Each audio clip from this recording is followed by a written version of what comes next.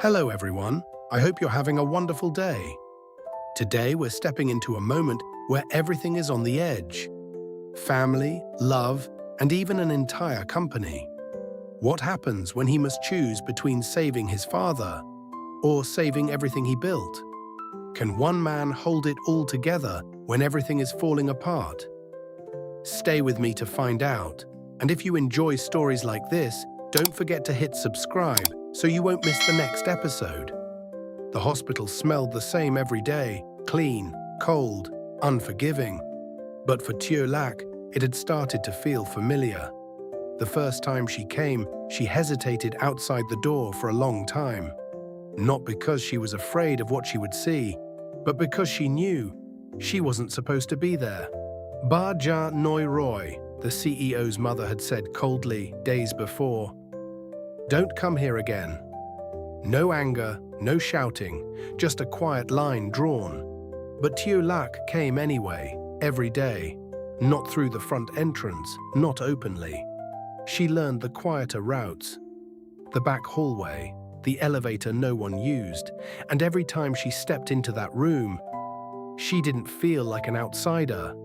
She felt like family. The CEO's father lay there, unmoving, machines breathing for him, heartbeat measured, monitored, fragile. Tieu Lac stood beside him, not speaking much, just adjusting the blanket, wiping his hands, making sure everything was right. "Back," she whispered softly one morning. "I don't know if you can hear me." A pause. "But I'm here." Simple words, but she said them every day, because sometimes presence mattered more than anything else. Meanwhile, outside that room, everything was changing. The company, the pressure that had always been there, was no longer controlled. It was spreading. The CEO stood in the conference room, surrounded by people who no longer looked at him the same way.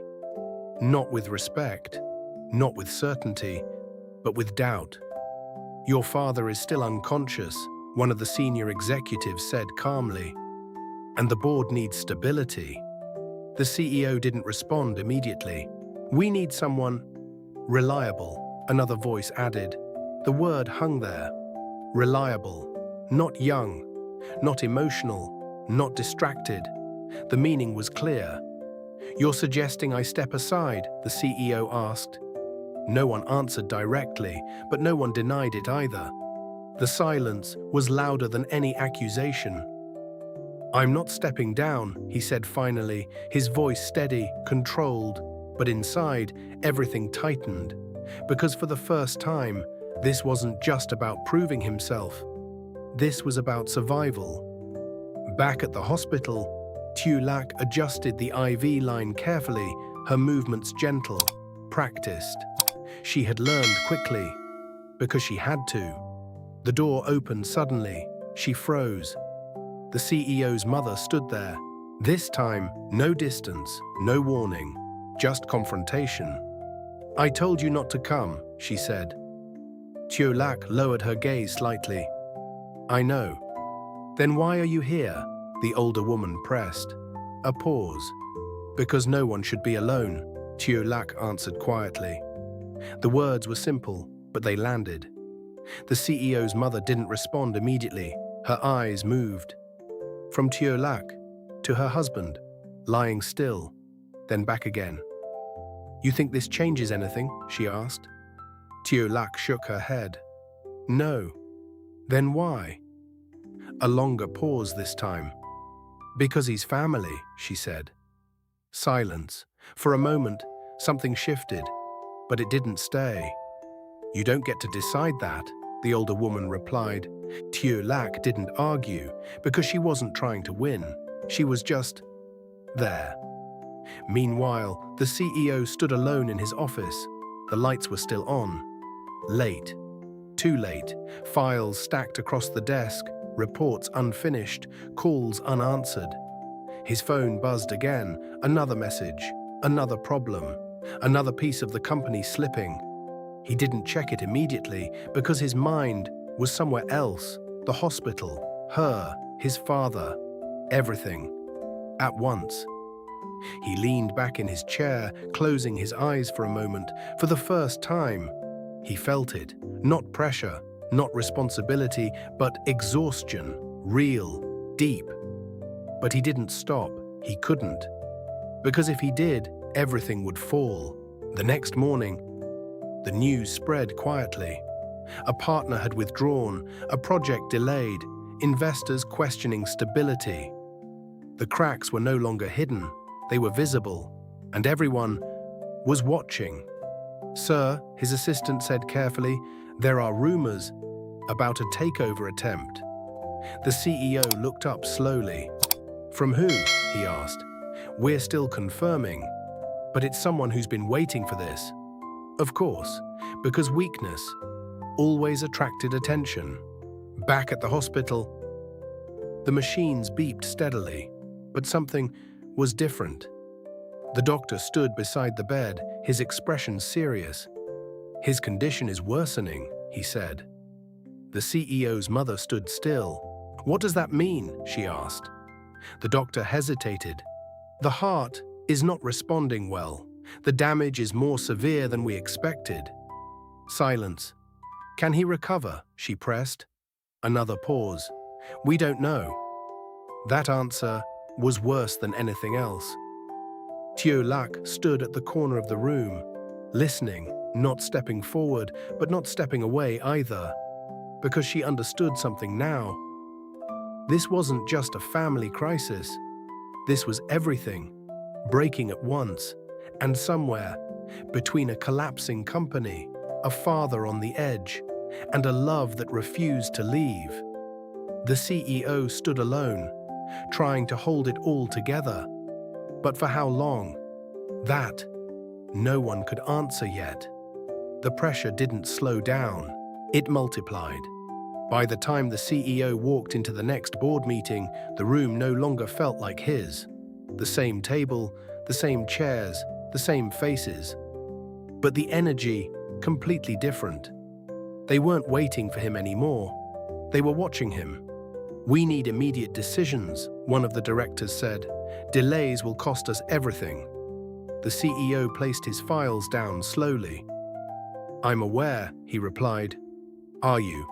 Another voice cut in. "Because from where we're sitting, the company is already slipping." A pause. "Your father's condition, your personal situation," the man continued.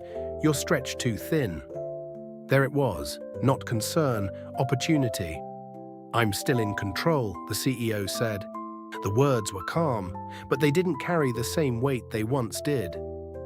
"And for how long?" someone else added quietly.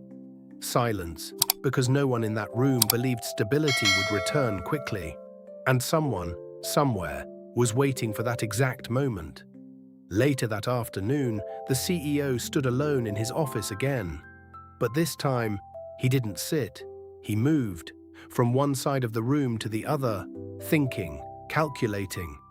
Because now, it wasn't just about holding on, it was about fighting back.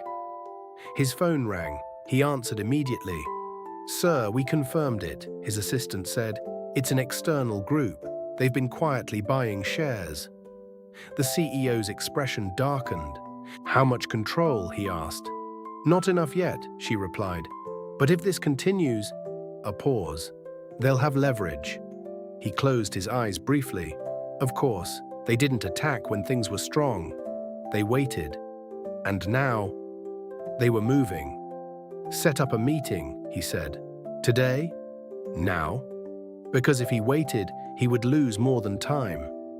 Meanwhile, at the hospital, time felt different, slower, heavier.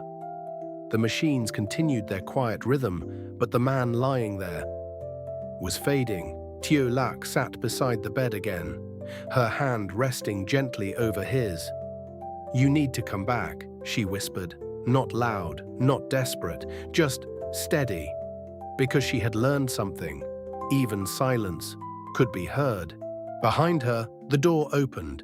The CEO's mother stood there. This time, she didn't speak immediately. She watched. Tieu Lac, the way she adjusted the blanket, the way she stayed, even when she had no right to. "You're still here," she said finally. Tieu Lac nodded. Yes.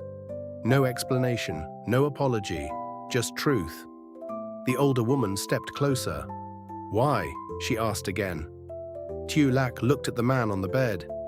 Because someone has to be, she answered. Silence, long. Then, for the first time, the CEO's mother didn't argue. She didn't agree, but she didn't stop her either. And that was something. That evening, the CEO returned to the hospital, later than usual, more tired than before. But when he stepped inside the room, he stopped because he saw it.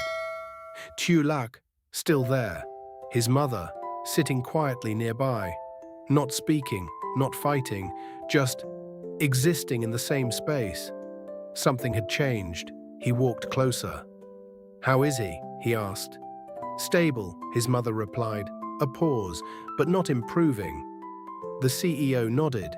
He didn't expect good news anymore. He moved to the other side of the bed, and for the first time in days, he allowed himself to sit. Not as a CEO, not as someone in control, just as a son. And as he sat there, Tieu Lac reached out, not dramatically, just placing her hand lightly over his.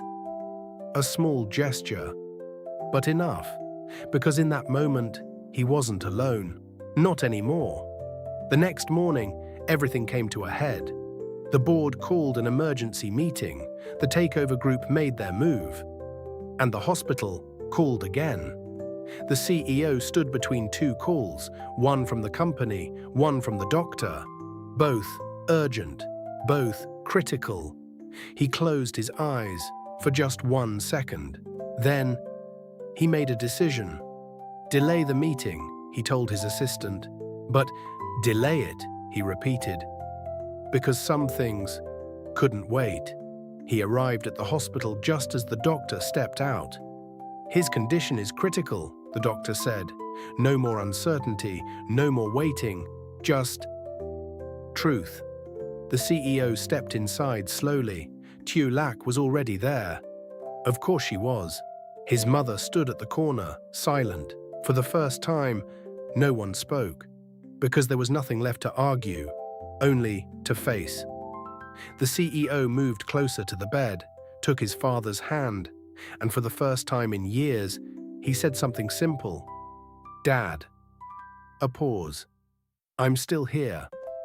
The machines continued, steady, but something in the room shifted, because this time it wasn't about power, or control, or decisions. It was about holding on to what mattered. And as Tieu Lac stood beside him, not leaving, not stepping back, the CEO finally understood. He couldn't save everything, not perfectly, but he could choose what not to lose. The company could be rebuilt, power could return, but family, if it broke, might never come back the same. And in that moment, with everything on the edge, he made one thing clear: he would fight for all of it, not separately, but together. In this episode, everything begins to collapse at once. As the CEO's father falls into critical condition, the company faces a serious takeover threat from external forces. Under immense pressure, the CEO is pushed to make impossible decisions between business survival and family responsibility. Meanwhile, Tieu Lac quietly continues to care for his father at the hospital, despite being unwelcome, showing a strength that begins to shift even his mother's perspective. As tensions rise in both the hospital and the boardroom, the CEO realizes he cannot save everything perfectly, but he must choose what truly matters. In a defining moment, he decides to stand by his family while preparing to fight for his company. The question now is, can he protect both, or will something inevitably be lost?